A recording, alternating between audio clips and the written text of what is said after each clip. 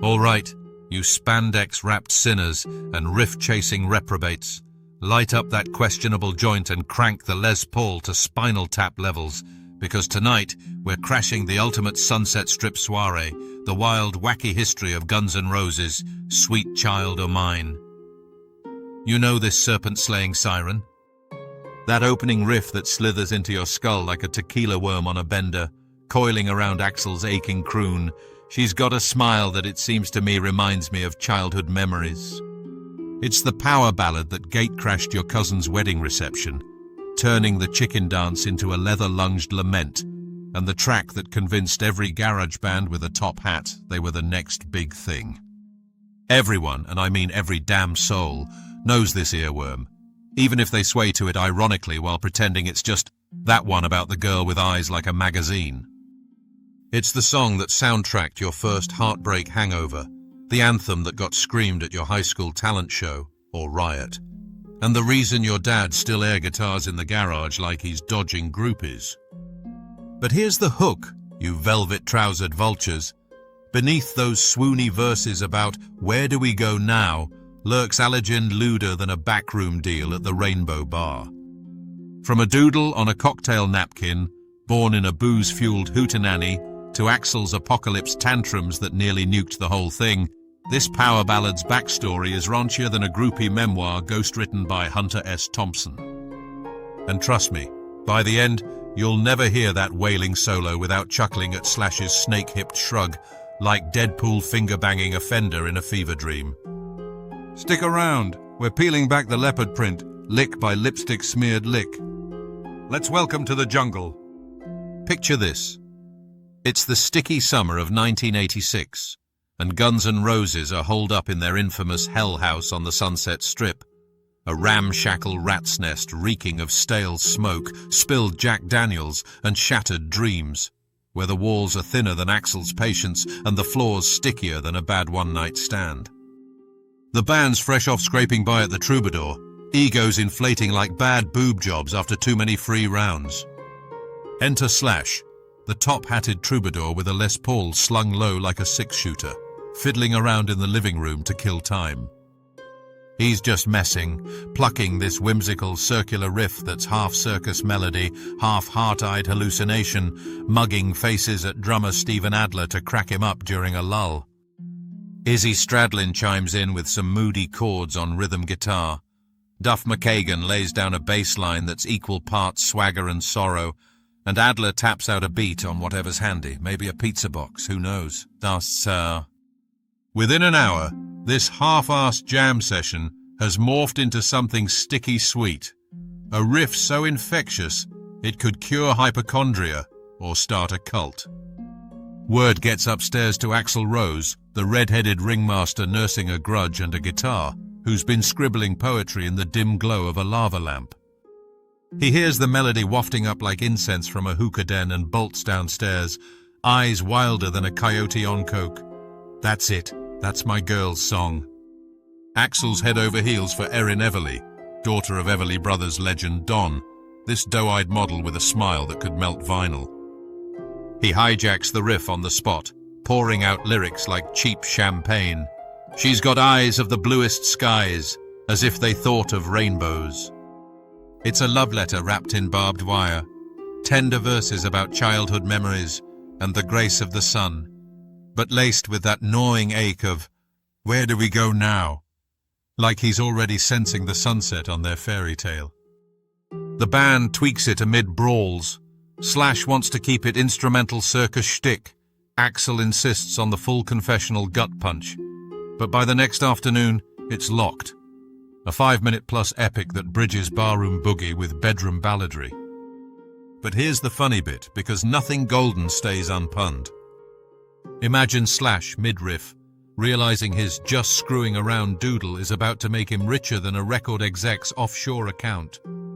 Hell, if I'd known, I'd have titled it Sweet Riff O' Mine and called it a day. Self-flagellating aside, if I were Axl, I'd have scrapped the whole thing after the first smile it seems to me line, yelling, guys, this opener's cheesier than a fondue fight. Who invited the Hallmark card to the hoedown? Absurd what-if fever dream, Picture if Slash stuck to his guns and kept it circusy. Sweet Child a clown, a polka punk nightmare where Axl yodels about balloon animals and bad kabuki makeup. Genius collision, right? But wait, how does this living room love potion brew into studio snake oil? Spoiler, it involves heroin haze, a producer with balls of steel, and a single that slithers up the charts like a greased python. Hang tight, headliners. Fast forward to the fall of '86, and the Guns decamp to Rumbo Recorders in Canoga Park, a sterile slab of suburbia where the air smells like fresh tape and faded fame, far from the Strip's siren song.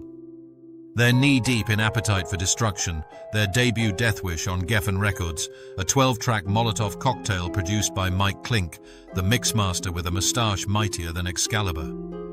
The sessions are a heroin hurricane, Slash nodding off mid-solo, Axl storming out over tempo tantrums, Izzy chain-smoking like it's going out of style. But Sweet Child? It clicks like a Zippo in the dark. Clink captures the riff's hypnotic loop in one take, layering Slash's Gibson over a wall of Marshalls that roars like a vet on the 101. Axl belts the vocals raw, double-tracked for that desperate echo, while the bridge erupts into a guitar duel that's half romance novel, half Roadhouse Rumble. They tack on that iconic outro jam, Slash and Izzy trading licks like ex-lovers settling scores, clocking in at 5:56, a beast too tender for the metal mosh, but too gritty for pop's powder room. The album drops July 21st, 1987, a scorched earth slab with a cover that's pure provocation, a robot raping a metal bikini babe, drawn by Axl's dark whimsy.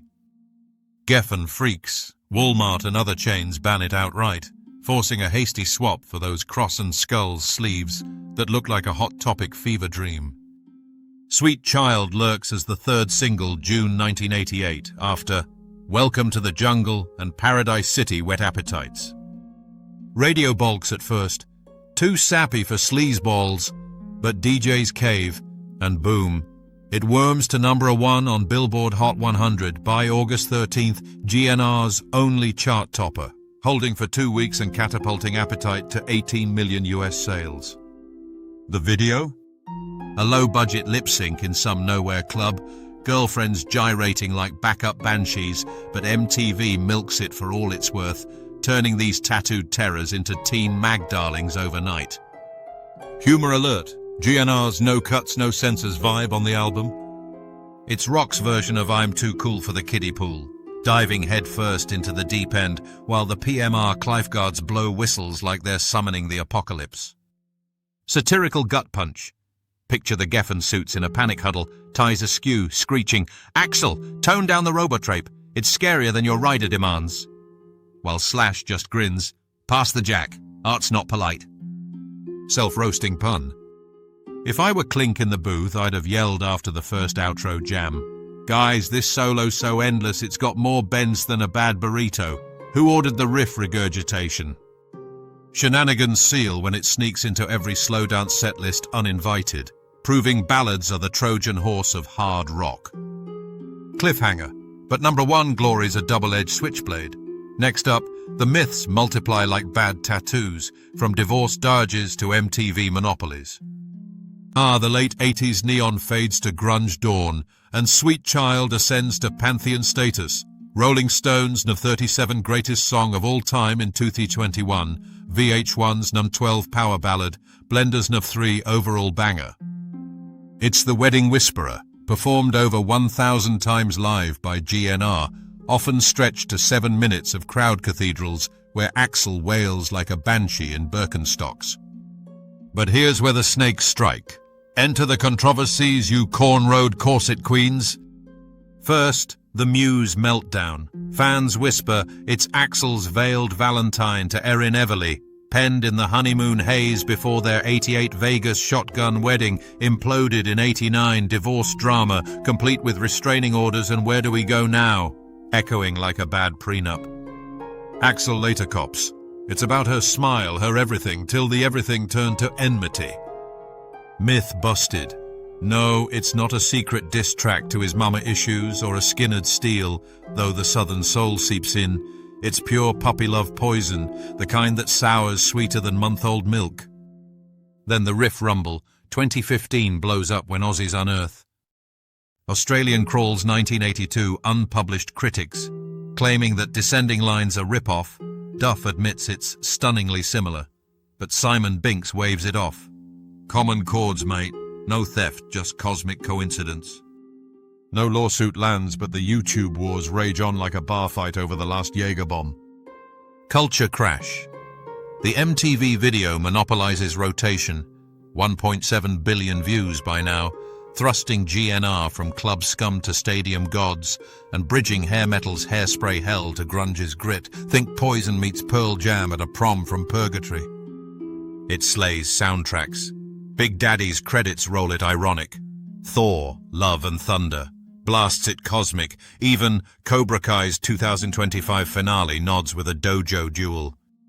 Wedding hijacks? Eternal. Over 10% of US ceremonies feature it, per some DJ poll, turning vows into velvet trap tantrums. Mock skit time adopts Axel's screech. She's got a smile, but where do we go now? To couples therapy or the nearest exit, past the mic stand. Absurd aside, imagine the lyrics as a fortune cookie. Her hair reminds me of a warm, safe place. Confucius say, run while you can. Culture quake, it's Romeo and Juliet for Riff hounds, a sleazy sonnet that hooked a generation on rock's romantic ruin. Next, does it encore eternally or just haunt the honeymoon suite? Fast forward through the fallout. Sweet Child isn't legacy. It's the RIAA's diamond darling. 18 million. Appetite sales turbocharged. Grammy nods ignored but irrelevant. GNR's cash cow and curse. It funds the feuds. Slash splits in 96 over Axl's ego empire. Reuniting in 2016 for Not in This Lifetime tour, grossing 584 mil. But tensions simmer like bad moonshine. Pop culture? It prowls Family Guy fever dreams, memes as that riff that ruins your ringtone. Even economic essays quoting, "Where do we go now?" for midlife malaise. The phrase? Ubiquitous. Tattoos of the opening tab. T-shirts at tailgates. TED rants on toxic tenderness. But the weirdness writhes on. Reunion riffs reopen like old scars. Slash gripes in 2023. Interviews it's the albatross. Loving the tune but loathing the sweet child syndrome that typecasts them as ballad boys. Cover carnage. Sheryl Crow's 1999 Torch version snags a Grammy for Best Female Rock Vocal but gets roasted as crowbarred cheese by Rolling Stone diehards, peaking UK number 30. Kid choirs croon its saccharine. Postmodern jukebox jazzes its speakeasy style. But the pinnacle? That 2009 Taken by Trees ethereal take for a John Lewis Christmas ad, hitting UK number 23 like a fruitcake grenade. Mimi immortality. TikTok duets where dads air riff at weddings, or Axl deepfakes screeching sea shanties. Witty take. If Sweet Child was a pet, it'd be that feral tabby who shreds your couch in a tantrum, then curls up purring at your vow renewal, claws out, but oh so cuddly. Absurd hypo, GNR TikTok time warp. Axl. She's got a filter that it seems to me, where do we go now? Viral or vanish? Slash. Past the top hat app. More bends, less bandwidth. Influence. It humanized hair metal's howl, paving grunge's gravel road by proving ballads could bleed, teaching air guitarists to swoon in slow-mo.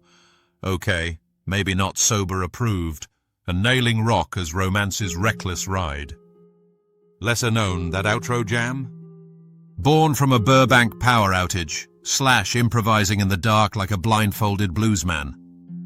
Eternal eerie, it still slays newbies, Duff says, like a first crush you can't uncrush. From Hellhouse whispers to global wail, it's GNR's gem, respectful rapture with a reservation for recklessness.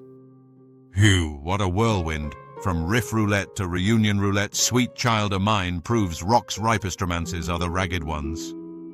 If this slithered into your soft spot, smash like if you're Team Slash, subscribe for more Sunset Strip scandals, and spill in comments. What's your Sweet Child sting? The wedding walk down weep? The riff that wrecked your speakers? Hit that bell, we've got more GNR ghosts brewing. And if that outro solo still gives you chills down your spine, just blame the hairspray haze. Rock on, renegades, keep the child sweet and the mine explosive.